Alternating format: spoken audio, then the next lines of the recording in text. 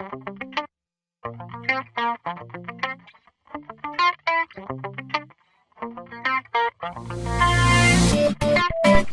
dan, dragi gledatelji. U današnjem tutorialu ću vas naučiti jednu dobru i bitnu stvar, a to su filteri. Znači, šta morate napraviti? Obojati pozadinu u crno. I sad moramo duplicirati ovaj background layer. Znači, stisnete CTRL-J i to vam je to. Onda idete na filter, vidite, i to je sad renderer. Hoćemo staviti neki svjetlosni efekt. Namjestite si ga lijepo ovako, tu. Vidite, ali ima još jedna stvar, a ta je da možemo to uređivati jako dobro. Znači odete na Scratch i Chrome. Vidite, tu ima jako puno tih efekata, a ja ću vas naučiti ono osnovno što trebate znati. Vidite, imate tu svašta. Evo ovako nešto. I to bi bilo sve znači za ovaj dio tutoriala. Znači, više vas ništa o ovome neću učiti, to je osnovno u filterima, još malo poslije kad budu složeniji tutoriali, a sad idemo na tekst.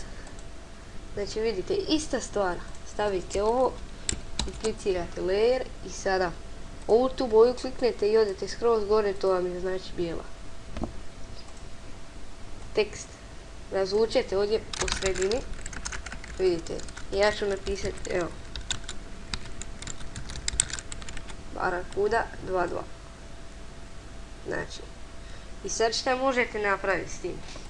Kliknete negdje sa strane da vam ovaj tu ostane. Imate, vidite, wrap tekst. To su vam neke osnovne stvari, vidite, ali to vam uglavnom ne treba baš. Evo, ja ću ovo ostaviti. I sada, označite vaš layer, idete na image, transform, da ga rotirate i sada idete na filter. Biti ne moramo to. Idete na filter, idete na stylize, wind. Da. Vidite.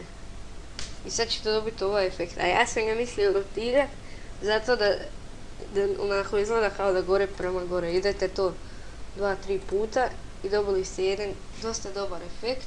A kako bi sliku još poboljšali, idete ovdje, vidite blending options na layeru i ovo sve stavite.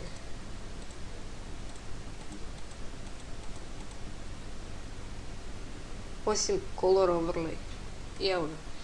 To bi bilo znači to sve za danas. I evo, još ćemo ovdje staviti ovako da malo bolje izgleda. Ovako nešto. I to je to. Doviđenja, dragi gledatelji, nadam se da ste uživali.